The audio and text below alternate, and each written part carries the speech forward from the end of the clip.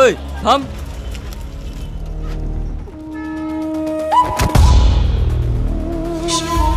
কৃষ্ণ হচ্ছিস না? প্রধানের মেয়ের সাথে প্রেম? ওটাকে জানিস? ওটা আমার হবু স্ত্রী। ওর দিকে তাকালে না। একটা ভালোবাসা দুটো হৃদয়ের সম্পর্ক, কিন্তু সেই ভালোবাসা যখন দুই বংশের অন্ধকারের মাঝখানে দাঁড়িয়ে যায়, তখন শুরু হয় রক্ত, প্রতিশোধ আর ধ্বংসের খেলা। আজকের এই গল্পটা শুধুমাত্র একটা গল্প না, এটা এমন এক যুদ্ধের গল্প যেখানে মানুষ নিজের রাগের কাছে হার মানে, ভাই ভাইয়ের বিরুদ্ধে দাঁড়ায়, গ্রামের রাস্তা বন্ধ হয়ে যায়, একজন অসুস্থ গর্ভবতী নারীও রক্ষা পায় না, আর সবকিছুর সবখানেই দাঁড়িয়ে থাকে দুটি অসহায় মন, শ্রাবণী আর শাহিন। চলুন তাহলে শুরু করা যাক আজকের ভয়ঙ্কর এই নাটক রিভিউটি।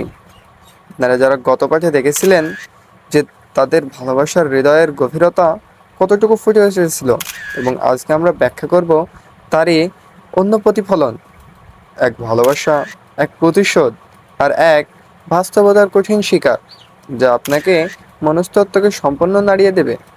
বন্ধুরা, এখনও যারা আপনারা ড্রিম বাংলা চ্যানেলের সদস্য হননি, তাড়াতাড়ি সাবস্ক্রাইব করে সদস্য হয়ে যান।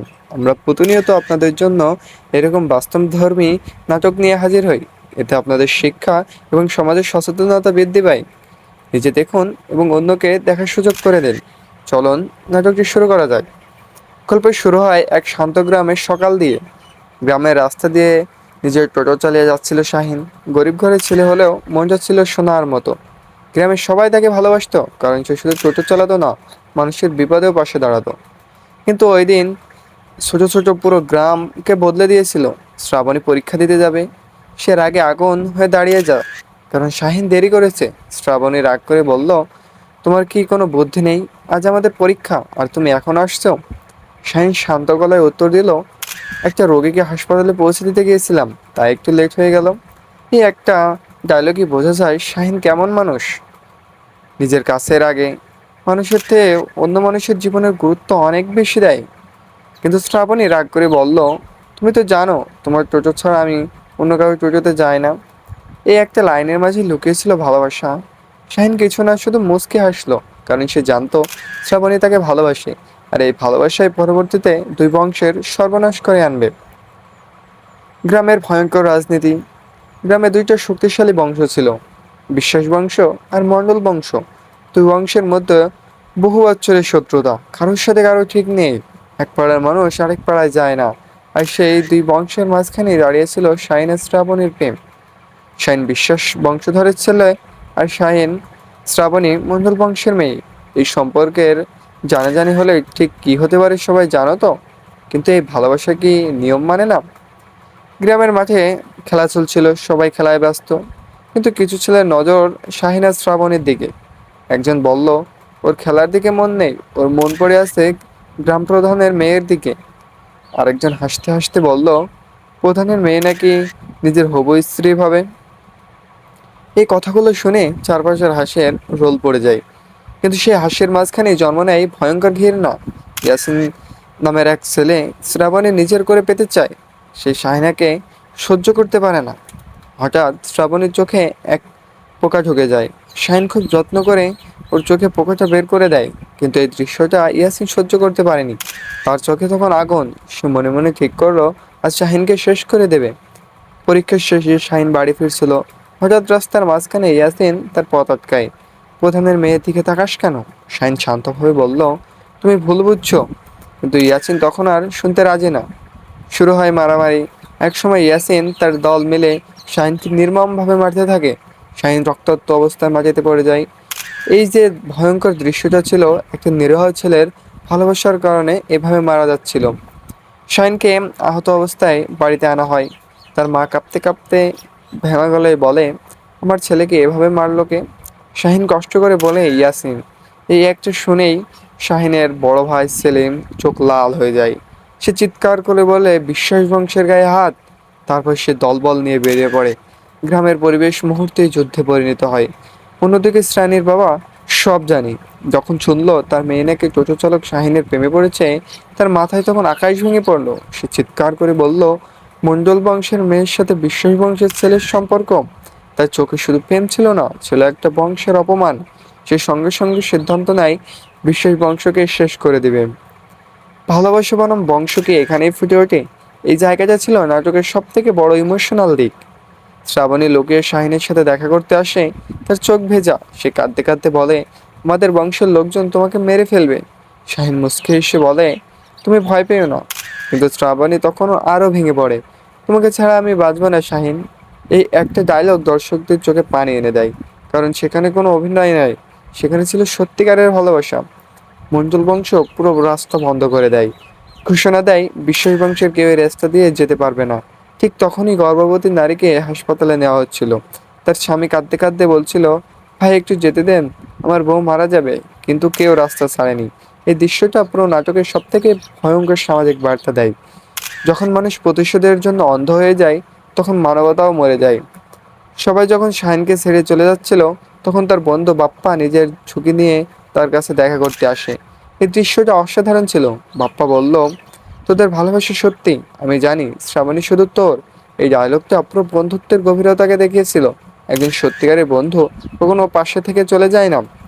দুই বংশ তখন পুরোপুরি যুদ্ধের জন্য প্রস্তুত, হাতে দা, লাঠি, অস্ত্র। সবাই শুধু একটাই কথা বলছে, যে রক্ত ঝরাবে। গ্রামের বাতাস ভারী হয়ে যায়, মায়ের সন্তানেরা ঘরে ঢুকে পড়ে। চারিদিকে শুধু ভয়, পতন, নীরবতা, কি করুণ বাস্তবতা। আর সেই ভয়ঙ্কর মুহূর্তে শাহিন শ্রাবণী দুইজনেই শুধু একটা জিনিস চাইছিল, এই যুদ্ধ যেন থেমে যাক। এক বৃদ্ধ মানুষ বলল, মানুষ মরে যাচ্ছে আর তোমরা বংশ নিয়ে যুদ্ধ করছো। কিন্তু কেউ শুনলে না, কারণ রাগ মানুষের বিবেক কেড়ে নেয়। আজ শ্রাবণের জানালার পাশে বসে কাঁদছিল, তার চোখে ঘুম নেই। সে মনে মনে বলছিল, হে আল্লাহ, আমি শাহিনকে বাঁচিয়ে রাখো। এই দৃশ্যটা এত ইমোশনাল ছিল যে দর্শক নিজের আজান্তেই চোখে পানি চলে আসে। অন্যদিকে শাহিন ভেঙে পড়ছিল। সে ভাবছিল, আমি গরিব বলে কি ভালোবাসতে পারবো না?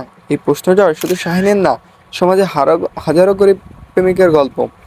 দুই বংশ নদীর পাড়ে জড়ো হয়, চারিদিকে আগুনের মশাল, চোখে রাগ, কারোর মুখে দায় নেই। মনে হচ্ছিল যুদ্ধ হতে আর কয়েক সেকেন্ড বাকি। আর ঠিক সেখানেই নাটকটা দর্শকে শিহরিত করে তোলে। ভালোবাসা কখনো বংশ দেখে না, মানুষ দেখে। কিন্তু সমাজ ভালোবাসা ছোট করে দেখে। এই নাটক শুধু একটা প্রেমের গল্প না, এটা আমাদের সমাজের আয়না, যেখানে অহংকারের কাছে মানবতা হেরে যায়, বংশের কাছে হার মানে ভালোবাসা। কিন্তু প্রশ্ন হলো, শেষ পর্যন্ত কি শাহিন আর শ্রাবণী এক হতে পারবে, নাকি দুই বংশের এই ভয়ঙ্কর যুদ্ধ তাদের ভালোবাসাকে শেষ করে দেবে? জানার জন্য বন্ধুরা, আমাদের গল্পের পরবর্তী টুইস্টের জন্য অপেক্ষা করুন। বন্ধুরা, গত অংশে আমরা দেখলাম যে একটা গ্রামের প্রেম কিভাবে দুই বংশের ভয়ঙ্কর যুদ্ধে রূপ নেয়। শাহিন আর শ্রাবণীর সম্পর্ক শুধু দুটা মানুষের সম্পর্ক ছিল না, এটা ছিল অহংকারের সংঘর্ষ। একদিকে বংশ, অন্যদিকে মণ্ডল বংশ, আর মাঝখানে আটকে ছিল দুই নিষ্পাপ হৃদয়। আজ আমরা সেই গল্পের পরের অংশটুকু শুধু দেখব না, গভীরভাবে বিশ্লেষণ করব, কেন এই যুদ্ধ এত ভয়ঙ্কর হয়ে উঠছিল, কেন মানুষ নিজের রাগের কাছে মানবতাকে হারিয়ে ফেলছিল, আর কেন এই ভালোবাসা সবসময় সমাজের কাছে অপরাধ হয়ে যায়। নদীর দুই পাশে দুই বংশ মুখোমুখি দাঁড়িয়েছিল, কারোর হাতে দা, কারোর হাতে লাঠি, আবার কারোর হাতে রক্ত। কিন্তু এখানে একটা শুধু জিনিস গুরুত্বপূর্ণ, এই যুদ্ধের শুরুটা আসলে শাহিন বা শ্রাবণী করেনি। যুদ্ধ শুরু হয়েছিল মানুষের অহংকার থেকে।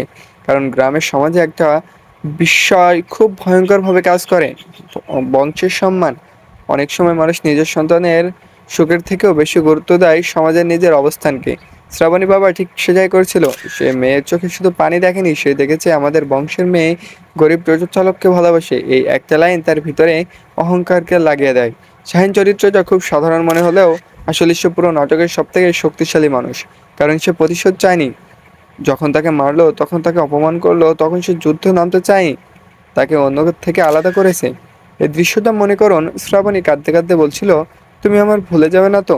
এই জায়গা থেকে ছেলেটা হয়তো বলতো, চলো পালিয়ে যাই, কিন্তু শাহিন তা বলেনি, কারণ সে জানতো তাদের পালিয়ে যাওয়া মানে আরও রক্তপাত। এখানেই বোঝা যায় শাহিন শুধু প্রেমিক না, সে একজন দায়িত্ববান মানুষ বটেও। গল্পটি যখন গভীরভাবে মনে ছিল, তখন অনেকেই ভাবতে শুরু করে ইয়াসিন শুধু ভিলেন। শুধু গভীরভাবে দেখলে ইয়াসিন আসলে সমাজের সে বিষাক্ত মানুষের প্রতীক, যেখানে মানুষ ভালোবাসায় নিজের সম্পত্তি মনে করে।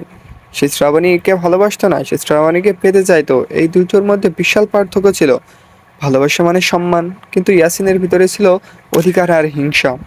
সে যখন দেখলো শ্রাবণী শাহিনের দিকে ঝুঁকছে, তখন পুরুষের অহংকার বেড়ে গেল। আর তখন থেকে জন্ম নিল এক সহিংসতা, যা গল্পকে আরও করুণ করে তোলে। এই প্রশ্নটা খুব গুরুত্বপূর্ণ, কারণ দুই বংশের সবাই তো খারাপ ছিল না। তাহলে সবাই কেন অস্ত্র হাতে নিল? কারণ মানুষ যখন দলে দলে ভাগ হয়ে যায় তখন সে নিজের বিচার শক্তিকে হারিয়ে ফেলে। একজন ভাবলো আমরা আর বংশ অপমানিত, আরেকজন ভাবলো আমরা চুপ করে থাকলে সমাজ আমাদেরকে কাপুরুষ বলবে। এই ভয় মানুষকে অমানবিক বানিয়ে দেয়। পুরো নাটকের সব থেকে শক্তিশালী দৃশ্য ছিল রক্ত মাঝখানে গর্ভবতী নারীকে আটকে দেওয়া। এই দৃশ্য শুধু নাটকের জন্য ছিল না, এ ছিল সমাজের বাস্তব চিত্র। কারণ সমাজ জীবনেও আমরা দেখিনি রাজনীতি, ক্ষমতা, অহংকার, এসব মানুষ শুধু কষ্ট পায়। আর সেই অসহায় স্বামী যখন বলছিল আমার বউ মারা যাবে ভাই, তখন কেউ ছাড়েনি। মানে কি? মানে শুধু রাগের মানুষের ভিতরেই হার মেনে ফেলে। অনেকে হয়তো খেয়াল করেনি, কিন্তু বাপ্পা পুরো গল্পের সব থেকে পবিত্র চরিত্রের একটা, কারণ সে বন্ধুত্বের জন্য নিজের ঝুঁকি নিয়ে ফেলেছিল। অন্যদিকে যখন হত্যার পরিবেশ, তখন সে শাহিনের কাছে গেছে। সে জানতো ধরা পড়লে তাকে মেরে ফেলবে, তারপরেও গেছে, কারণ সত্যিকারের বন্ধুত্ব ভয়কেও হার মানায়। আজকের সমাজে এমন কিছু খুব কম মানুষই দেখা যায়। শ্রাবণী পরিবারের বিরুদ্ধে না, নিজের ভিতরেও ভয় যুদ্ধ চলছিল। গল্পটি যখন গভীরভাবে মোড় নিচ্ছিল তখন তার মা কাঁদছে, কারণ বুঝতে পারছে সকালটা হয়তো ভয়ঙ্কর হবে, কারণ খুব মারামারি হতে পারে। আজকের গল্প থেকে আমরা শিখলাম সত্যি করে ভালোবাসা কখনো ঘৃণা শেখায় না। আপনারা দেখছিলেন ড্রিম বাংলা চ্যানেলের পরবর্তীতে হয়তো জানবেন দুই বংশের ভয়ঙ্কর সংঘর্ষ কোথায় গিয়ে শেষ হবে। ভিডিওটি ভালো লাগলে অবশ্যই লাইক, কমেন্ট এবং সাবস্ক্রাইব করতে ভুলবেন না।